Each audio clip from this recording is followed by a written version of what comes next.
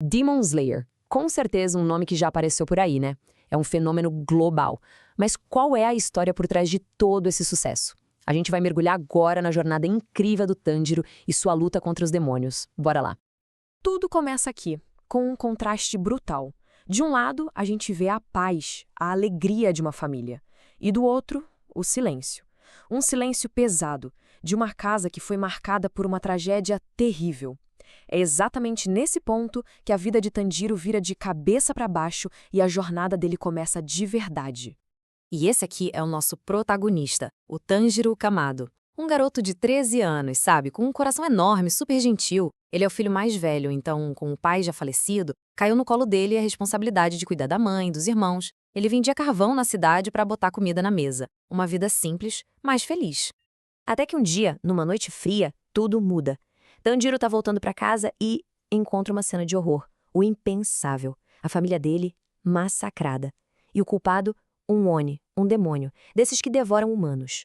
No meio de tudo isso, um pequeno sopro de vida. A irmã mais nova dele, a Nezuko, tá viva. Só que tem um porém terrível. Ela também foi transformada num demônio. E bem nesse momento de desespero, aparece o Gyuto Tomioka, um caçador de demônios da elite. A missão dele é clara, eliminar a Nezuko. Mas aí acontece algo que ninguém esperava. A Nezuko, mesmo sendo um demônio, com toda aquela fome, se joga na frente para proteger o irmão. O Gil percebe na hora, tem alguma coisa diferente ali. Um resquício de humanidade. E por causa disso, ele decide poupar os dois e aponta uma direção, uma esperança de cura. Então, com um novo propósito, o Tanjiro parte em busca de ajuda. Ele quer salvar a irmã e, claro, vingar a família. O caminho dele o leva até Sakonji Urokodaki, um antigo mestre caçador. A missão agora é uma só: aprender a lutar. Dominar umas técnicas de respiração superpoderosas e, bom, ficar forte. Forte bastante para encarar qualquer demônio que cruzar o caminho dele. E olha, o treinamento do Tanjiro é uma coisa de outro mundo. Brutal mesmo. São 2 anos inteiros, aprendendo a tal da respiração da água. Uma técnica que aumenta a força, a velocidade, tudo. O teste final dele? Simplesmente cortar uma pedra gigante no meio. Depois disso, ainda tem a seleção final. 7 dias sobrevivendo numa montanha lotada de demônios. Só passando por tudo isso para ele se tornar, enfim, um caçador de demônios oficial. Ok, agora ele é um caçador. Mas ele logo percebe que essa guerra é muito maior do que ele imaginava. Não é só ele contra os demônios. Existe toda uma organização secreta, os caçadores de demônios, lutando para proteger as pessoas. E do outro lado, os 12 Kizuki, a elite dos demônios, os mais fortes que respondem diretamente ao inimigo número 1. Então, quem são esses 12 Kizuki? Pensa neles como a tropa de elite do exército dos demônios. Eles se dividem em luas superiores e inferiores, e o chefão de todos eles é o Muzan Kibutsuji, o primeiro demônio de todos, e sim, o mesmo que matou a família do Tanjiro. A busca do Tanjiro pela cura da Nezuko é, no fundo, uma busca pelo Muzan. E do nosso lado, do lado dos humanos, nós temos os Hashira. Eles são, sem exagero, os guerreiros mais poderosos que existem. São os 9 pilares do esquadrão. Cada um domina um estilo de respiração diferente e todos são absurdamente fortes. Basicamente, são a maior esperança da humanidade nessa guerra contra o Muzan. Mas o Tanjiro não tá nessa sozinho, claro. Logo ele arranja companhia. E que companhia! Primeiro tem o Zenitsu, um cara que morre de medo de tudo, vive gritando, mas quando ele desmaia de pavor, vira um guerreiro relâmpago. E tem também o Inosuke, um cara selvagem, literalmente criado por javalis, que só quer saber de lutar. É, um trio bem esquisito, mas que de alguma forma funciona. E como funciona? Com o time formado, a coisa começa a ficar séria. As missões ficam cada vez mais difíceis, mais perigosas. E agora o desafio é outro. Eles vão começar a bater de frente com os 12 Kizuki, a elite do Muzan. Agora é pra valer. São batalhas de vida ou morte.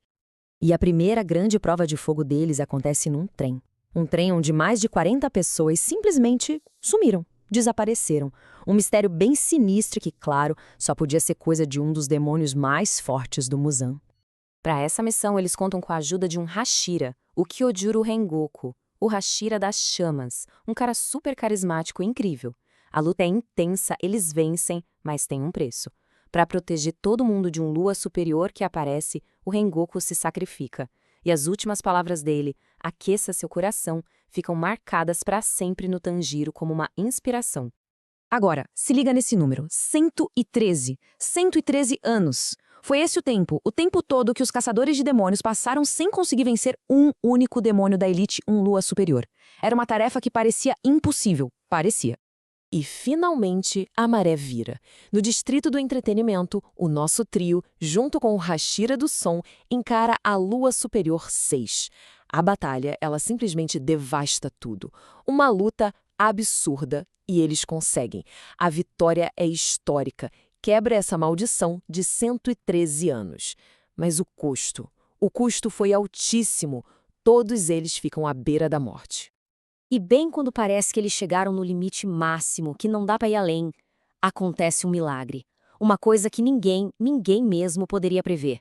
Algo que simplesmente vira o tabuleiro e muda as regras do jogo para sempre. Por centenas de anos, uma coisa era lei. Demônios e a luz do sol não se misturam. O sol era a fraqueza fatal deles, a única forma de acabar com eles de vez. Era uma regra absoluta. Mas, e se essa regra pudesse ser quebrada? E se um demônio, só um, conseguisse sobreviver ao nascer do sol?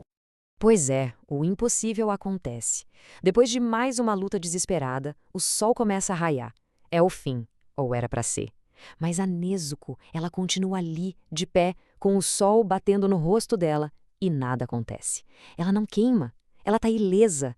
Ela se torna o primeiro e o único demônio em toda a história a conquistar o sol. E essa revelação muda absolutamente tudo. Pensa só, por 1000 anos o Muzan, o rei dos demônios, tinha um único objetivo: se tornar imortal de verdade, conquistar o sol. E agora, a Nezuko é a resposta. Ela é a chave para ele conseguir o que sempre quis. E é óbvio que agora ele vai mover céus e terra para capturar ela. Aquela jornada do Tanjiro que começou para curar a irmã, agora virou outra coisa. Virou uma corrida desesperada para proteger ela do mal supremo. Com a Nezuko sendo esse prêmio final, a chave para a imortalidade, a pergunta que fica é: o que o Muzan não vai fazer para colocar as mãos nela? A gente pode ter certeza de uma coisa: a batalha final tá só começando.